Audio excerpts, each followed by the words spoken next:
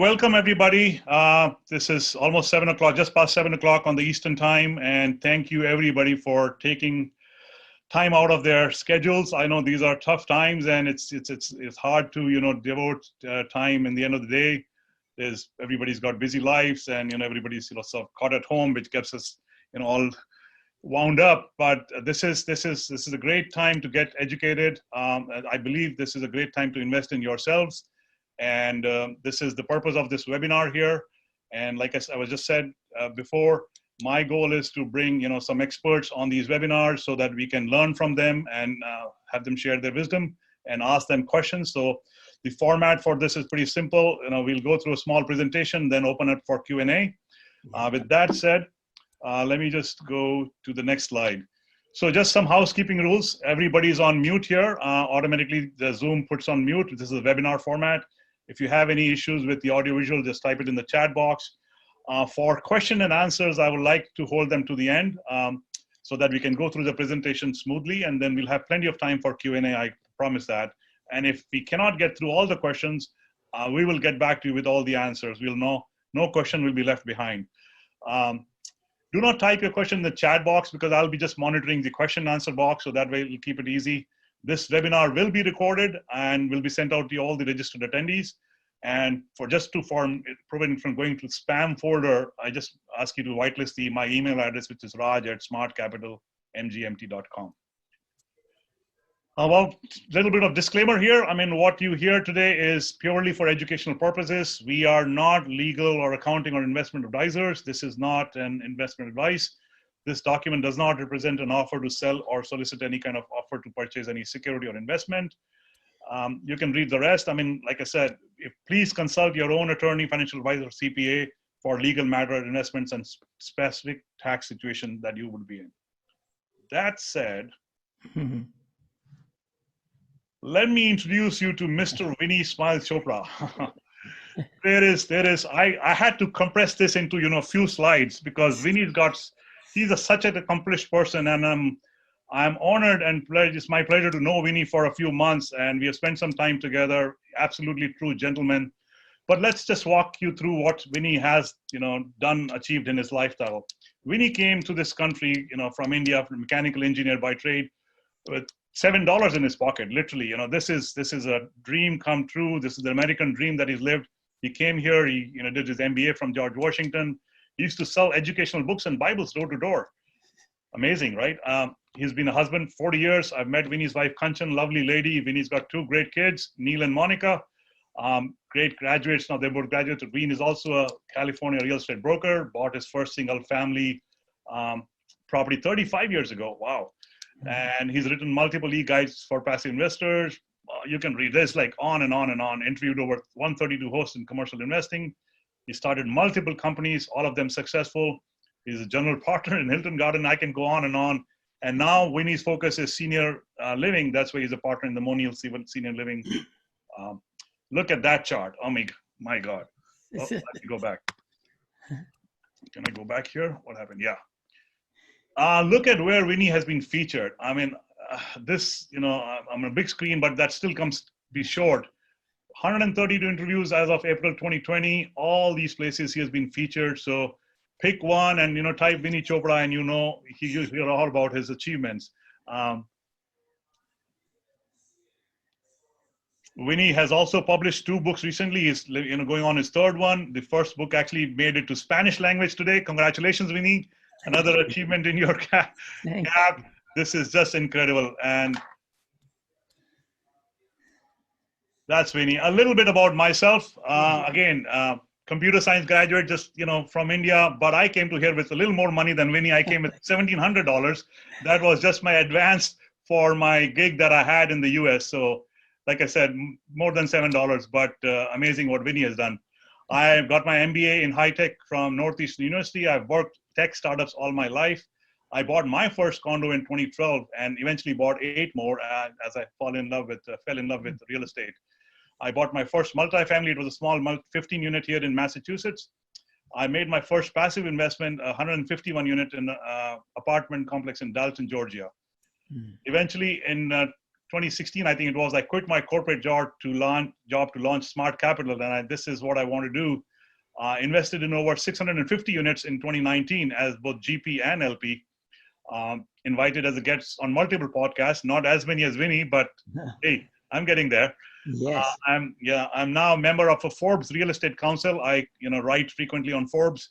I published my free email course called 8 Pieces of Pie, which is a passive investor education course. I've also authored some e-guides for passive investors.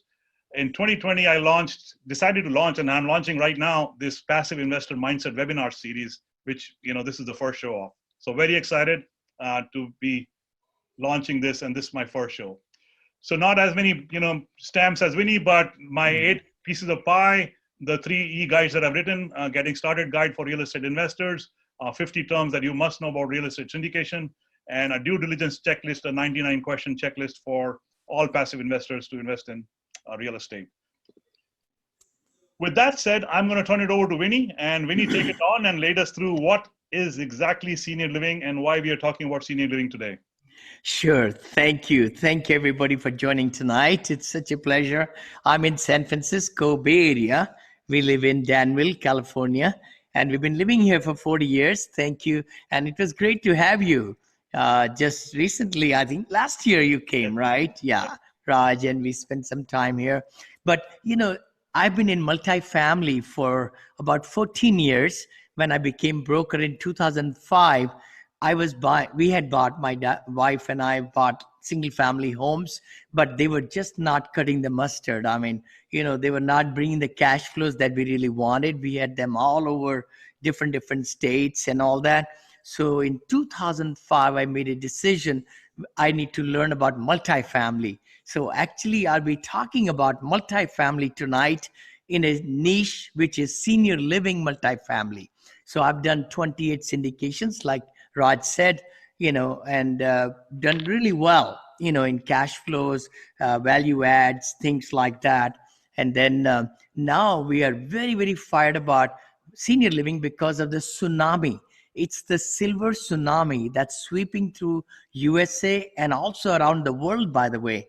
Within 30, 40 years, I saw the statistic about 20% of population are going to be 65 plus. That's 2 billion people. Out of 10 billion in the whole world, 2 billion people will be, in that category. So that's where I'm catching the vision. I was thinking about senior living for about a year and a half, and now we have gone right into it. So we're going to talk about today why senior living. And as you can see, like mom and dad, as they grow older and older, we are talking about 65 plus, 70 plus, 75 plus, 85 plus, 95 plus, and so on. The biggest tsunami that's going on right now is 10,000 baby boomers. They are like, from 34 to I think 64 and some years. They are turning every midnight in America, 10,000 people turn 65. Next morning, they'll wake up, they'll be 65 years of age. So there is a pent-up demand for housing for senior living. Now, adult living is 55 plus, as you all know. Some people are retiring and they want to, retire early, and they are young, adult at 55. So 55 plus adult living also is fine, but we are more concentrating on the senior living, which is 65 plus. So maybe next, can I drive that? Is that right, John? Yeah, thank you.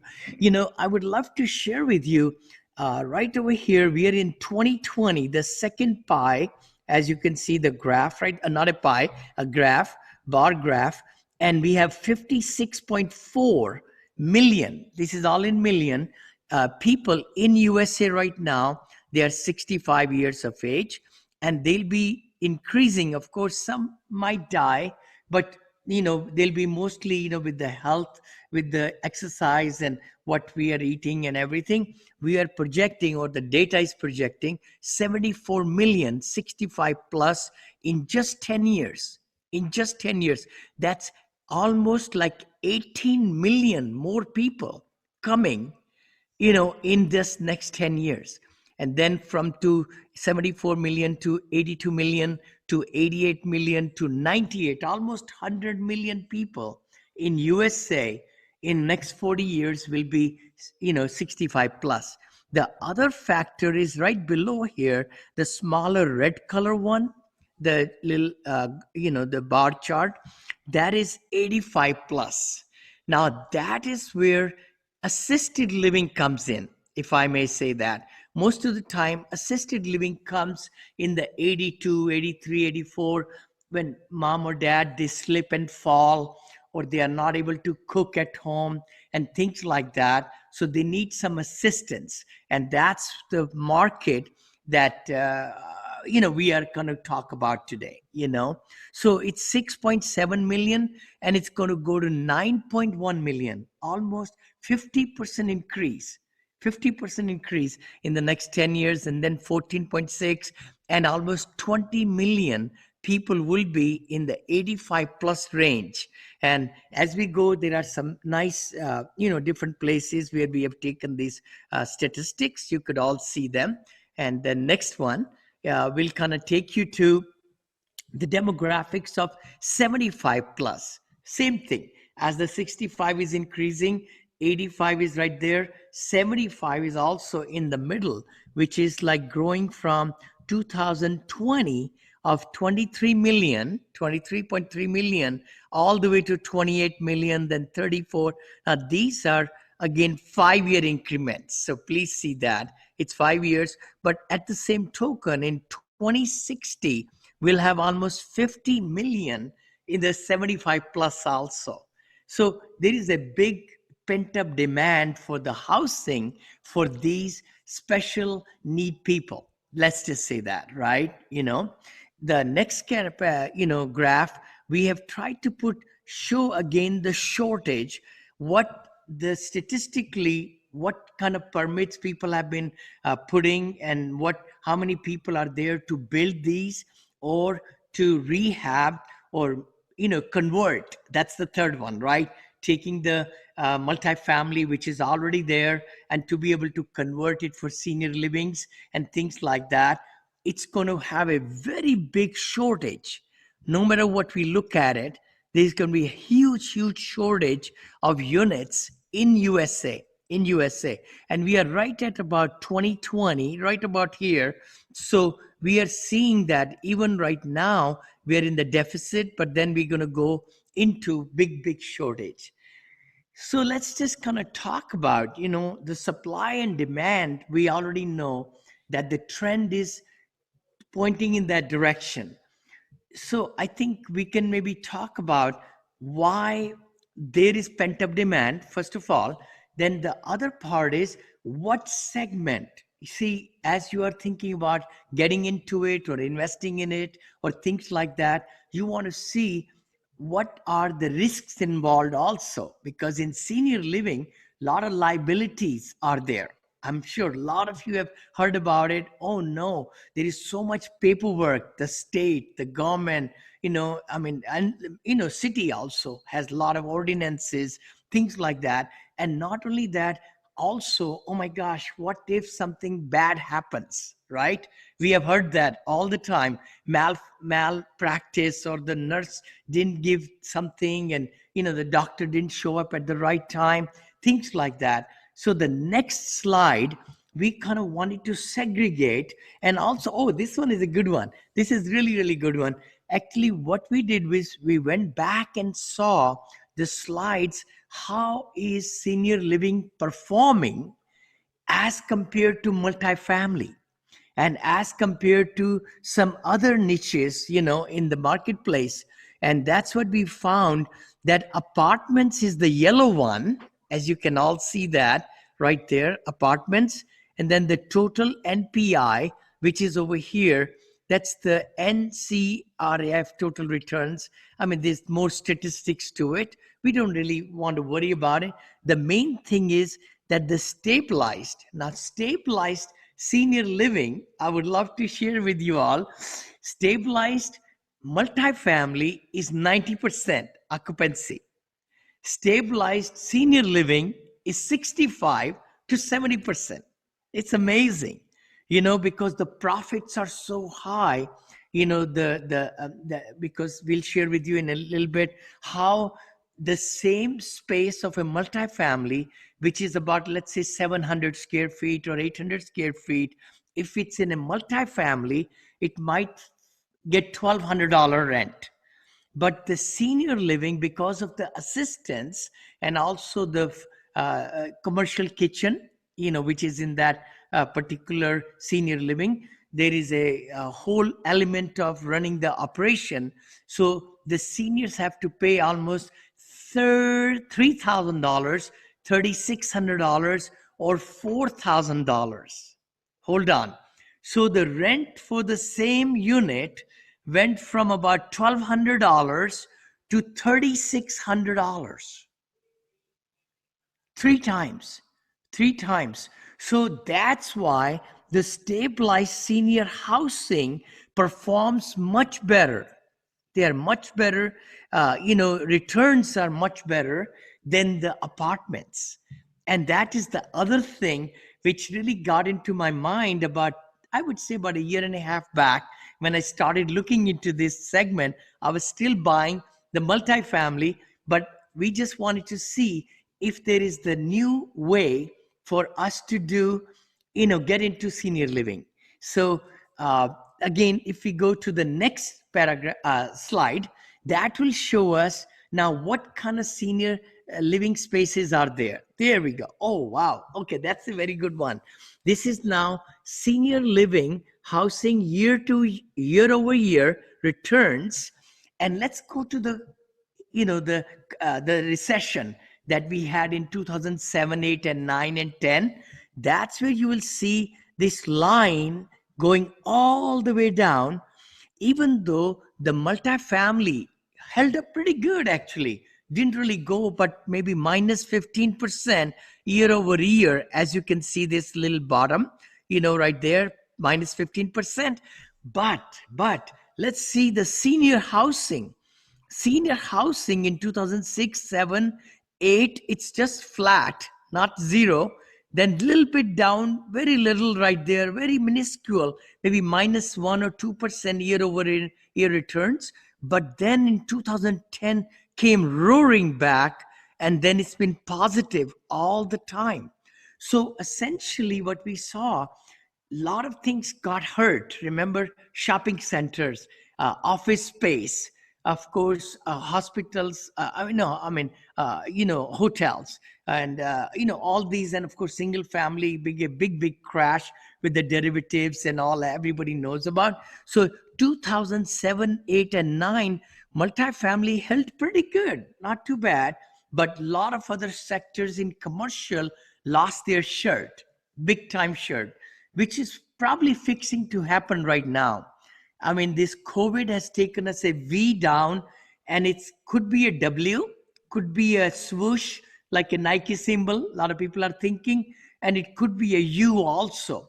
The biggest thing is that the May rents will tell the story, then June rents will tell the story.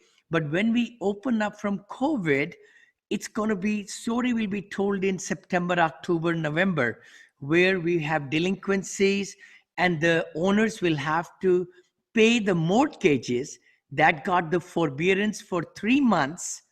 That is not forgiven, not at all. I mean, we own multifamily, and we are paying some and we have some forbearance, but all the owners are going to be needing to pay that mortgage unless you declare reorganization or bankruptcy through syndication, and all that. Anyway, but I just wanted to kind of share here, that's what, senior housing, again, not only with the pent-up demand, it's a very secure investment, we feel. Let's go to the next one. Raj, thank you. The next slide is the one which shows that, why senior living is a very big thing now, and it's going to get bigger and bigger and bigger and bigger for the next 30 years, 40 years, or 20 years. I mean, more than that. It just shows up to, like 27, that's only 7 years. But you could see that the national health expenditure, as we are growing older and older and older, USA government also will need to spend more money in the national health expenditure. It's going to go from 2020 from 4 trillion. Hold on. It's a trillion. $4 trillion to almost $6 trillion just in this next 7 years. Next 7 years. So that's the other, thing we have to keep in mind, that lot more money will be spent in this particular, as people age more, the housing, then all the auxiliary, the accessories, all those things, medications, and all those things will be, getting a lot more, not, our attention, I would say. So now the next graph is the one where we want to show you where senior living can be. Okay, where is the senior housing supply? Where is the need, and where we are trying to focus in my company, and some other people are also into that. So first of all, I'd like to get your attention on the left side, majority nursing care. Haha, 42.9% of the whole market is overwhelmed by nursing homes, by rehab centers, by nursing homes which are smaller mom and pop. And that's where the doctors are there and the nurses are there, and maybe one-on-one attention is needed, and a lot more rehabs and all, they fall in this category. We are not in that. Just to let you know, we are not in this segment at all. Continuing care retirement communities, continuing care, just like the word says, that's another 7.7% of the niche in the marketplace. We are not in that. That's where they need one caregiver per person. They have to continuously watch and be near to them. It could be in the community retirement homes, which are more acute, that they need more help and things like that. And, we are not in that. Majority independent living, that's another one which is very good place to be, but that's again single family home. We are not in single family or condominiums or anything. As you invest into deals like that, you have to be sure these are downsizing people home. They get into one locations in gated communities, and then they are independently living, no assistance needed, not a single assistant needed at all. They can live their life nicely, and they're seniors, they are in the 70s, 80s, like that. Now that's where the big chunk is, which is on this one on the maroon side, majority assisted living. That's what we are talking about right here. This is the segment, almost 38%, as you can see right there, 38%.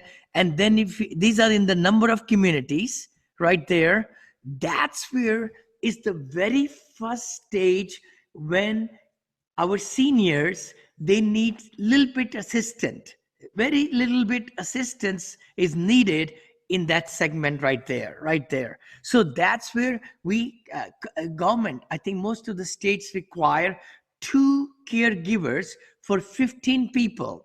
And we have found in our niche, we like to put 3 caregivers for 14 people. So it's not that you need one per person or like that. We don't even need in assisted living, not even a nurse is required or doctor, nobody's required. So it's the safest. This is the safest way to invest and build and operate. In the senior living, we find, at least in our company, we found that our focus is only in this segment of the assisted living, which is the very first stage. And then we have memory care also along with it. So we believe in adult living. They could come if husband, wife, if the wife needs assistance, then even 55 plus people can come into our communities. But mostly they are assisted living with one partner who has outlived the other partner, and they are in the 80 years of age or so, 80, 85, 90, and so on, like that. So that's where the majority assisted living, even the units, how much demand is, which is right over here, right there.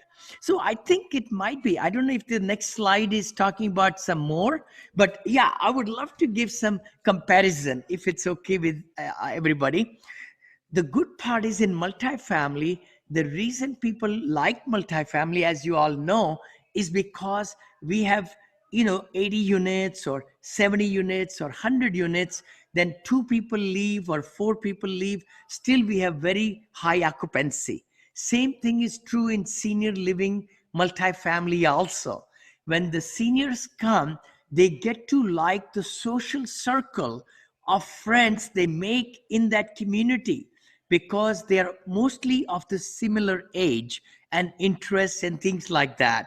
So that's something which is really good in senior living multifamily, which is very similar, not that different. It's very different than multifamily per se, where neighbor doesn't know neighbor sometime, but one unit per person is gone to work and all only when the office does some community, gatherings, then you get to meet people and things like that. But in senior communities, it's a social element that plays a big role in their life, in their years, long prolonging their life.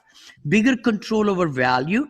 The value is based on the net income the multifamily generates. And I just mentioned it to you all that, we do quite well in assisted living because the $1,200 rent unit gets $3,600. Of course, there are more expenses.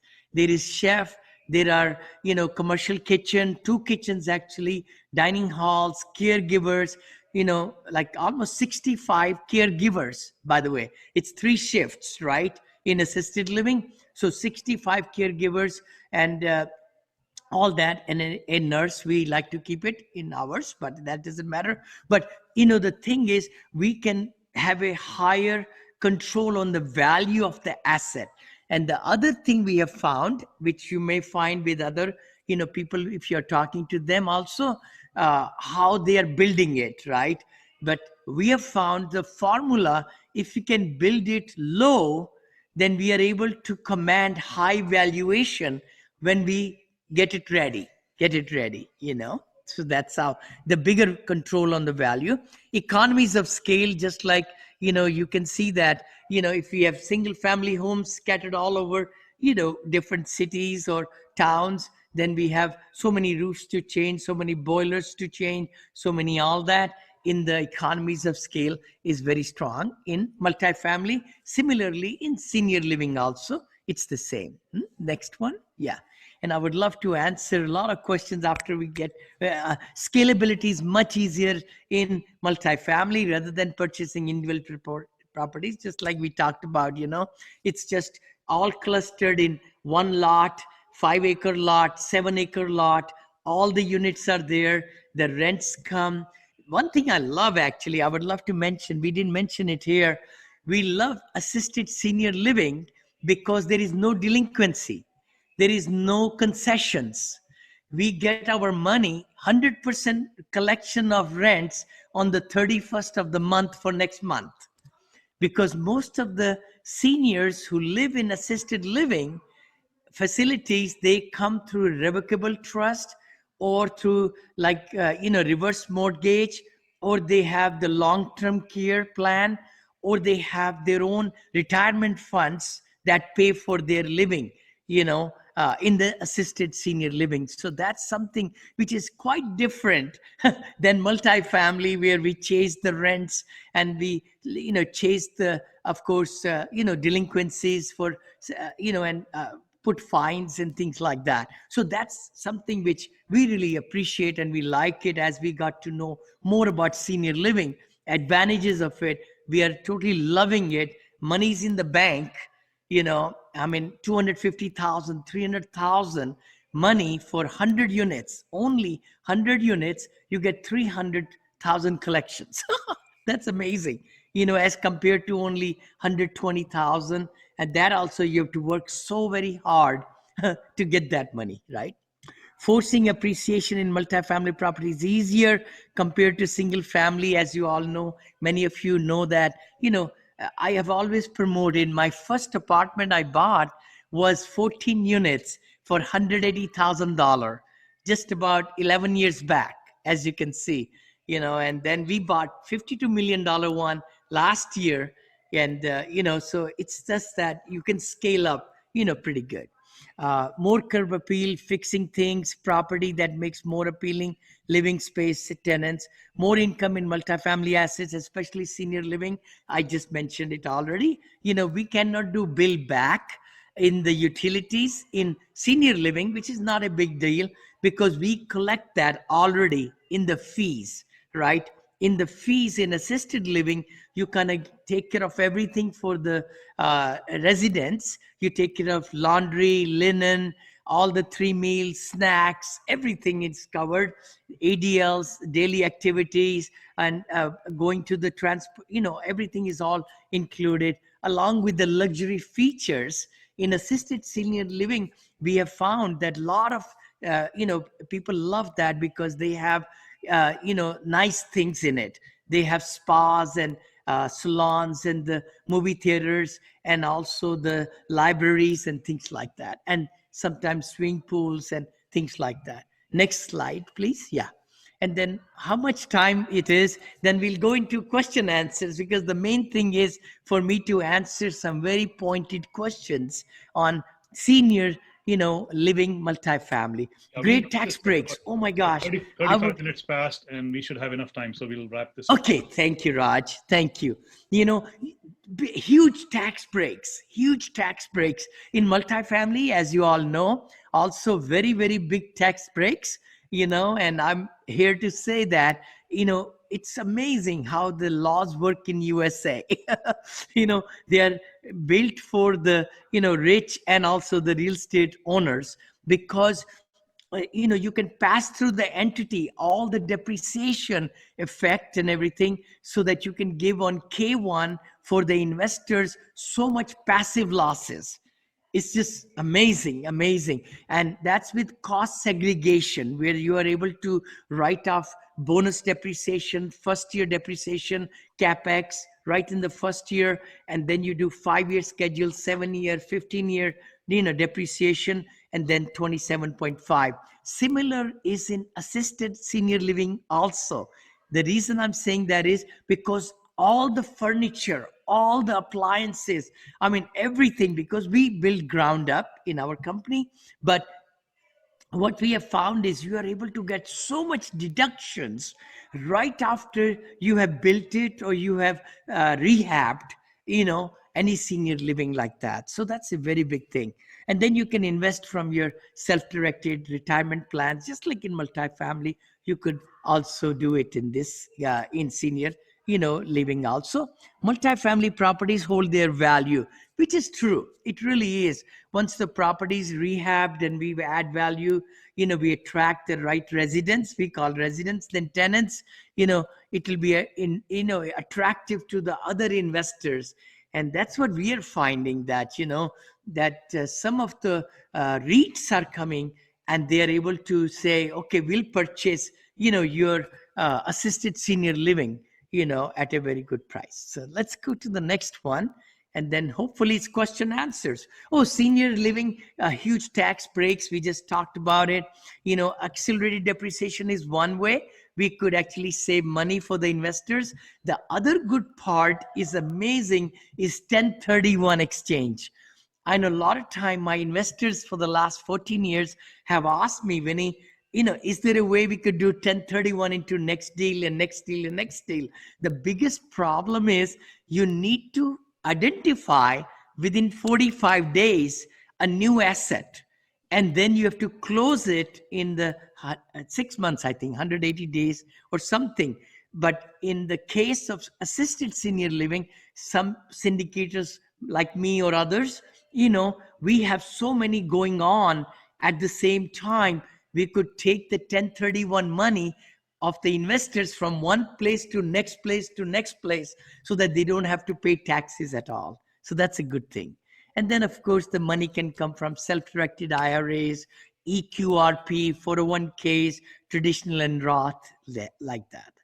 Thank you. Thank you, Raj.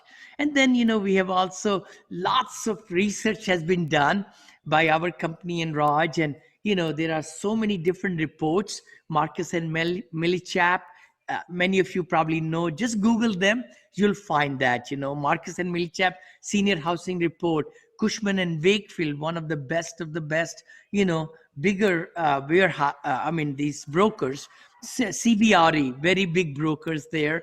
And then, of course, Senior Housing Market over. All these are beautiful places to, get more articles to get yourself comfortable as to, why you should be investing in this particular class. I hope I've Yeah, kind of and we put a left case this. together for you to kind of look into it. And we left this slide in there because people can, grab the links and do their own research. So, that's Totally, great. Yeah, once you. totally. Thank you, Raj. Yeah. So let's see if they had more slides here. Let me see. No, that is it. So now we'll move on to question and answers. I'm Yes. going to split between multiple screens that I have. So if I'm looking away from you, that's because I'm reading the question. No. That's okay. Um, Sure. so the first question, Vinney, is coming from Mary. I think you already answered this. Mary is asking, what is the difference between assisted senior living and residential senior living? Very good point. Very, very good point. Oh my gosh, that's interesting. Actually, assisted senior living can be residential assisted also, by the way. So, when we say residential, just by the nature of saying that, it's a house, it's a four-bedroom house or a duplex, which could have like maybe three-bedroom here, three-bedroom there. So now you got 6 units together, and you have converting that with the bathrooms. Maybe there will be some communal bathrooms. We call it communal because two rooms may have to use one bathroom, right? So actually residential assisted living they're also quite popular, but they are the ones mom and pop. They are smaller in size.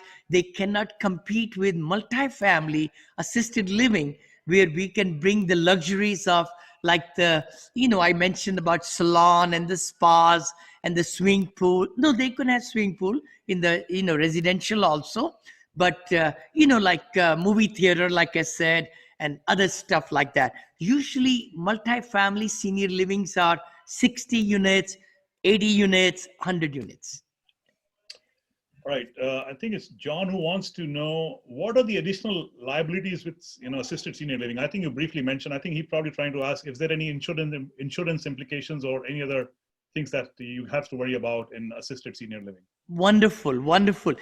As you know, they are state regulated. Yes, you have to get certification from the state. That's of occupancy, we call it. But assisted senior living has the least amount of risk. That's all I can say. The ones that I was mentioning in the graph, the more, where there is a majority care or continuing care, there are a lot more restrictions. Like in our assisted living, we don't need to even have a nurse. Look at that. Not even a nurse. So actually, we do limit the liability by operating the senior living in a different LLC, and the property is in a different LLC. So that's the right way to do it, because it's two businesses, as you can see. It's like building one and building from ground up, or buying and rehabbing. That's like one LLC, and then operations. And we are not in operations side of it. We only do it for just one about year or so, and then we sell it so that the good operators can operate it afterwards. So less liability, very less liability. All right, I think the next one is from, it says anonymous attendee. So somebody wants to be anonymous, but hey, good question anyway. All questions are good questions. Sure. The person asking is, so Vinney, why are you transitioning into senior living from multifamily? Oh my gosh, I'm not. Actually, I'm ready to buy 200 million right now in multifamily. Wow. Yet this year, I have money ready. I have everything ready. My investors are ready, And the good part is we are just not finding the right deals. I mean, we have worked so hard for 4 months, 5 months now. It's May, right? Middle of May. Not a single thing we could purchase. Then COVID happened, as you know. And so that's why I was always thinking about, why don't I open up another side of my business? So I'm very much in multifamily, and I'll buy quite a bit. This is now ground up construction that we have gotten into. But the one thing I like about this one, assisted senior living, because it's ground up, I don't have to talk to brokers. I don't have to listen to anybody to give me some deal that I can buy. I can build it after I do the feasibility study. So that's why I will be building 4 to 6 a year of these in one branch, and then buy multifamily, and then hospitality. That's my other one. I started, and we just bought a Hilton Garden Inn, and we'll be buying more. So, Yeah, Mr. or Miss Anonymous, Vinney is not giving up on multifamily. no, not Yeah, at all. yeah. No, that's bread Right. and butter. Yeah. Yeah. So Balaji is asking, how does senior living change in the post-COVID era? And there are a lot of questions about COVID here, Oh, which I'm meaning, so and he says, meaning, would seniors be willing to live in close proximity to others, at least for the next few years? very good point. Very, very good point. I would love to mention that we had zero COVID effect in our 14 senior livings. My partner has built 23, by the way, 23. Listen to this one. So we had zero COVID effect, zero. We totally locked down, and our average age of seniors is 85 to 103 years of age. 85 to 103, and we had no effect whatsoever. We cracked down, even the families cannot visit them, and birthdays were done through the window, so that they could do the video call and so forth like that, and things like that. But the key thing is, COVID effect will not affect at all. That's the reason. Michigan, our partner is in Michigan. He got special request from the mayor of the city where he is building to keep building them, even during the COVID, with distancing rules and everything. So construction is so much needed, and actually this is going to flare even bigger. I think people are, I know nursing homes, I heard, which I'm very sad, in some nursing homes people got infected and they infected other people, right? But if you are able to really follow the rules, and which we did, and that's how we should be, I think it should be. COVID is not going to come back again, maybe in our lifetime, hopefully won't. But the thing is, we got to be totally aware of, what we are building, how we can shut the doors and everything, and make sure that we are abiding by all the laws. So I would say the prolonging of the life is much better in senior communities, because they make friends, and the caregivers are like their family. Their daughters and daughter and son, brothers, sisters, can't really visit them every day, so they have the sense of belonging, into these communities. And I think that it's going to flourish even more than being, lower. Yeah. So the next question is asking is, does Medicare, Medicaid play a role in assisted senior living? Yes, surely, surely. I mean, Medicaid, Social Security, all that, they can be, it's just the money, right? I mean, if they have the Medicaid and the medical is paying, and they got hurt, or they, sat down, I mean, they slipped, right? Senior slipped, and the doctor prescribes and saying that you got to go to an assistant, right? Assisted living. So that's where they'll be able to then, majority of what we are finding in our communities, that a lot of the people who are coming in, they're coming in for not just few months, they're coming there for a year or 2 years, or like that. Yeah, yeah. So another question is from Matthew. Matthew says, hi, Vinney. With COVID Hi. expected to linger longer than expected, would seniors not want to move back into assisted residential living with their kids, or in a you know community at least over for the next few months or years? That's a good point. Very, very good point, what you're saying. And there is a notion that it might happen. But I think it's on the other hand, how many of the, children can afford to, first of all, to have all the, things that you need for assisted living, actually, the wheelchairs and everything, all that, right? Again, I cannot speak about every family, but it will be like they will have to upgrade their bathrooms, they have to upgrade their ramps and things like that.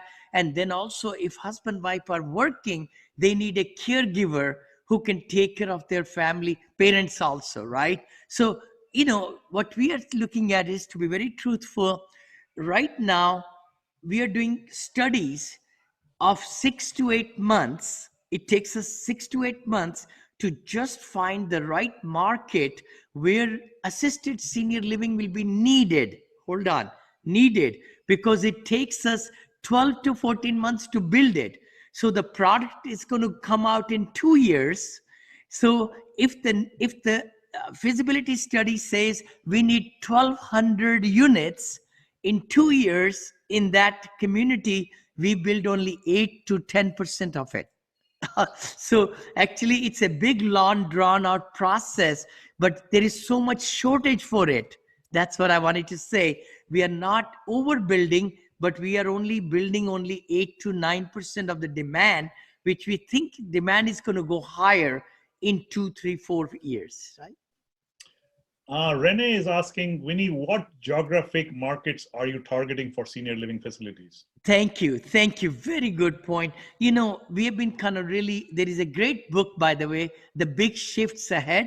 If any of your audience would like to get a copy, great book that's kind of showing us for the next, 40, 50 years, where demographics are going to change and how people will be retiring and where they'll be going. So we are following those trends.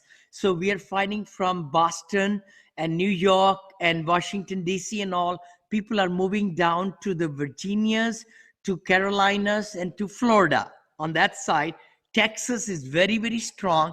So we are in Virginia right now, in Florida, in Texas, Arizona. Seniors are flocking there from California, where I'm from, and then Washington State and Oregon State. So those are our 6 states that we are really concentrating. And Michigan, by the way, our partner has built 23 over there. So we've kind of saturated the market there. Yeah, I see a lot of COVID related questions. How are you mitigating risk Please. from COVID? And I think you answered some of that. Sure. What is the average tenancy of a person or a couple in a senior living, Winnie? What is the average tenancy? Oh, So tenancy, 2.5 year. 2.5 Two and a years. half year in our the statistics and all, because many times what happens is when they come into assisted senior living, they could be in the 70s also, but majority of the people who really see, they don't just come into assisted living just like that, right?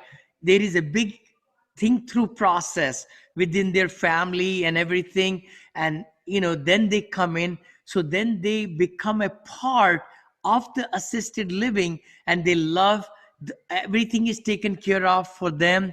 They build a bond. I think that's the word, build a bond with their colleagues, not colleagues, but other residents, because they're all single story in our case, and we have compounds and walkways and all the facilities to really enjoy life.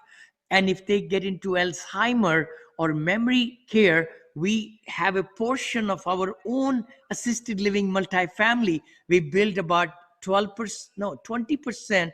We build as memory care also. So the resident kind of moves from one side to the memory care and so on. So our has been about 2.5 years, Thank you.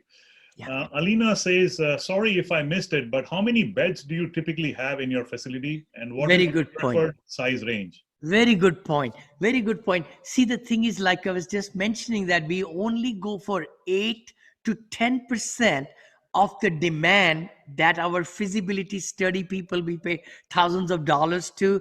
And we also go and live in that community for 4 or 5 days. We go to the different assisted livings in that area. So we only build 8 to 10% of the demand. So we have been building about 36 units, 66 units, 88 units, 91 units, or 100 units, no more than 100. We don't believe in going 2-story, 3-story, 4-story. We like to buy 5 to 7 acres of land and just build a beautiful luxury community. So that's the size, yeah. So this is a long one. Let me just read it carefully. So it Please. says, hey, Raj, I actually work in a 149 unit senior assisted living facility. Yeah. This is Derek. We have a staff of around 110 on the payroll. Yes. I'm wondering, when looking to acquire an assisted living complex, how does the staffing expense factor in? One, and I assume it's a more involved process than estimating property management in quotes when acquiring a standard apartment complex. Very good point. Very, very good question. You know, in multifamily, which I've been doing 28 purchases I've done so far, it's like there are four great people there, right? The community manager or property manager, leasing agent, right? You know, leasing agent or assistant manager, lead maintenance, and a helper to the lead maintenance. Usually, four people up to 200 units, and then 250. It can be five, 300, some maybe six, and so on. In the assisted senior living, just like you said, you have 130, I think, right? You mentioned it for 140 No, units or beds. 110 on the payroll. 110 on the payroll. We have 65 on our payroll when we open, you know, for 88 units. Look at that. Because we go over and above the beyond what's needed by the state. So if state, I think I might have mentioned, they say 2 for 15 as the ratio for assisted living. We go 3 for 14, and we do 24 hours, so it's 3 shifts, as you all already know. And then we have a chef, we have caregivers right there, administrative person, and then the regional manager also at each facility. The good part is that we are able to manage and train them, because we have been managing how many, 17 of them. We have sold 17 out of 23. 14, no, almost we are managing 6 of them now. And what we find is we are still making ton of profit for the investors because of our way we, you know, plan the whole thing. So giving the ratios to you I just gave, and for 110 you have 140, you're more than that. I think it was 140, 110 on the payroll. Is that right? Yeah. Yeah. So same thing with ours also, about 70 to 80. We, you know, we will never cut short the staff. Yeah. You know, it'll be 65 from what we see. And if we need more, we manage everything vertically aligned. My multifamily also, every single thing I bought, we manage it, you know, ourselves. Same thing with senior living. But we are not in managing business. I want to let you know that totally. We are not going to keep senior living for 10 years, 15 years. We are just in this niche because what we are finding is we are building for 13 million. We are getting 19 million offers, right? We are not even open yet. So we are saying, oh my gosh, what is going on? You know, if we can sell for 6, 7 million before even opening it, why not to sell it? Yeah. And I think that ties up with the next question that I'm reading from Ronald. Ronald is asking, do you underwrite for a specific hold period of the investment? Good point. Very good point. For the investors who will be passively, you know, investing, Raj, you know, first year, nobody makes any money because it's the dirt, right? You know, we are putting shovel in the ground. But of course, we have done a lot of work beforehand, 6 to 9 months before that time, to get the ordinances cleared, you know, the city council meetings and all the different architectural drawings and all that, right? We buy the land, we do all the external studies and all. So from that point, it takes us 12 to 14 months to build it. And then that's second year now, second year right there. Third year, we want to sell it.